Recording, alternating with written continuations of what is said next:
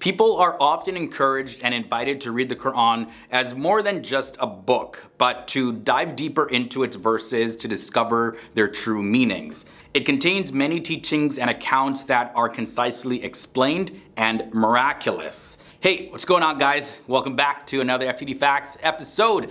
So for this one, what are we doing? Well, we're going to be exploring 10 miraculous things that are mentioned in the Quran, and some of these are pretty surprising. Now, stick around from 10 to number 1 so you don't miss any of them. Let's just get started.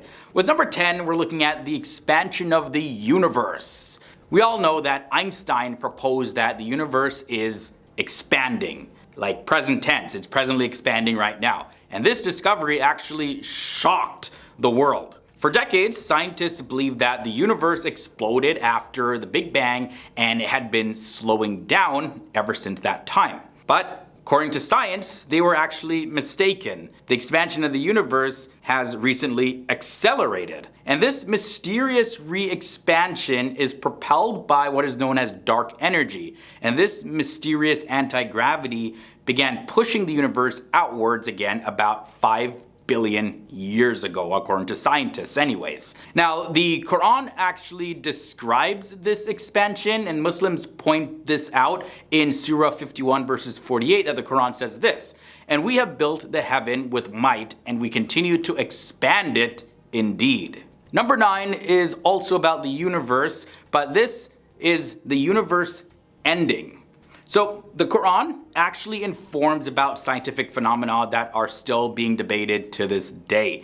The end of the universe is one such topic that is debated. Will it continue to expand indefinitely, or will it eventually collapse in itself? But the Quran actually does shed some light on this. It goes as follows: "Remember the day when we shall roll up the heavens like the rolling up of written scrolls by a scribe. As we began the first creation, so shall we repeat it. A promise binding upon us, we shall certainly perform it." This is taken from Surah 21 verses 105. And this description actually fits into the debate of the universe, whether or not it will collapse into a black hole, and the fabric of space, like rolls of parchment, would be drawn into by angular momentum, and then a new universe would appear. And Muslims say it's only a matter of time before physicists confirm that this is actually how the universe is going to end up. Number 8 leads us to evolution. The first description of biological evolution are found in the writings of Muslim scientists, apparently. Theological authorities were thus forced to look with disfavor on the Mohammedan theory of the evolution of man from lower forms, or his gradual development to his present condition in the long lapse of time. And this was written by John William Draper in the History of Conflict Between Science and Religion in 1874. Now, the concept is actually taken from the Quranic verses. It goes as follows: "What is the matter with you that you do not ascribe dignity to Allah? And certainly He has created you in stages, and Allah has raised you from the earth like the raising of vegetation." And these words are in Surah 71 verses 15 to 16 and 18. So these verses explain that man is actually developed by undergoing various stages and adopting different forms. Evolution?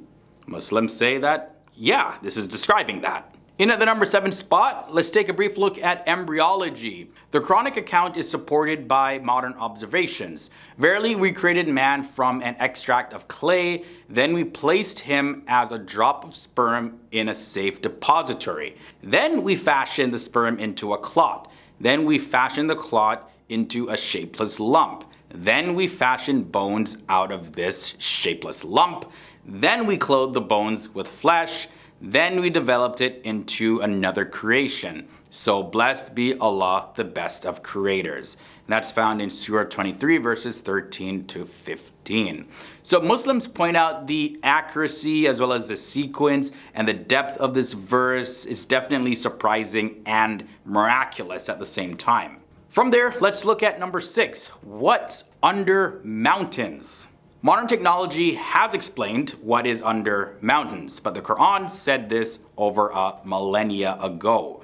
Now, there's a passage in the Quran that goes like this: Didn't we make the earth a bed and the mountains pegs? And that's found in the Quran, Surah 78, verses 7. So mountains are described as pegs here, and awan is the word that means roots. Surprisingly, modern geology has discovered that mountains have deep roots that extend into the Earth's crust. The miraculous thing at number 5 is rainfall is actually predetermined. Have you ever wondered why on certain days it's like a little bit of rain and then on other days it's like literally downpours that cause flooding and all of that? While some people may look at this as, well, it's just coincidence or it happens by chance, while Muslims say that the Quran actually claims otherwise. In Surah 43 verses 11, we find a passage that says this, "And who sends down rain from the sky in measured amounts, and we revive a dead land by doing so." It's said that every second 16 million tons of water evaporate from the earth,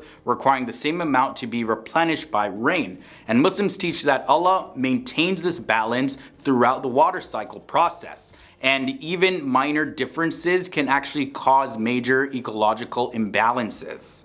Next up, let's talk about the shielding layer.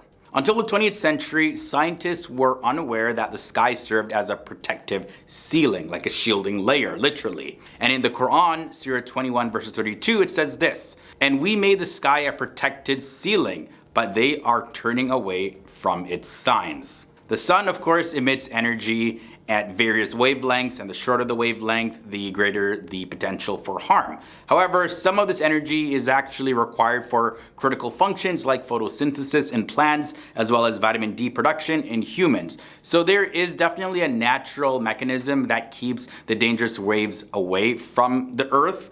But of course, not all the sun's rays are harmful. Like I mentioned, we do need some, but yeah, literally the harmful ones get filtered away. The sky is a protective ceiling. Coming at the number 3 spot, orbits have specific paths. Surah 21 verses 33 of the Quran tells us this, "And he created night and day, the sun and the moon, all heavenly bodies in orbit are swimming." So every day the sun rises at its appointed time, and it's neither early nor late. It rises at its appointed time. And when it sets, the moon takes its place and remains there until the early morning hours. The day takes over after each night, and vice versa. The galaxies have their systems, the celestial bodies have well-defined orbits, and things just work in cycles. For years, it's been happening like this. It just does it. Moving on to number 2, extraterrestrial life. In search for extraterrestrial intelligence, Frank Drake conducted the first modern SETI experiment in 1960. But the Quran also mentions this, and I quote, "And among his signs is the creation of the heaven and the earth, and of whatever living creatures. He has spread forth in both, and he has the power to gather them together when he wills so." That's found in Surah 42 verses 30. So in this verse, Muslims point out that the Quran speaks of creatures on earth and those in heaven, implying that humans could meet these creatures one day, if Allah wills. We end this episode off at number 1 with the Big Bang. With the discovery of the Big Bang Theory, of course, Einstein definitely changed the whole world of science. But Muslims teach that there's actually few people that realize that the Quran described the Big Bang over 1400 years ago. Do the unbelievers not see that the heavens and the earth were once a closed up mass before we opened them up? And we created all living things out of water. Will they not believe it then? And that's found in Surah 21 verses 30.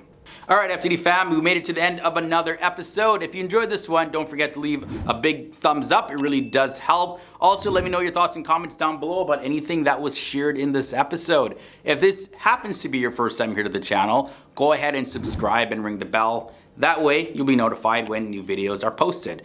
And hopefully see you next time, and come back every single day for more episodes here on FTD Facts, where we explore the various different countries, cultures, religions, and people of our world. Thanks for hanging out with me. Catch you in the next one.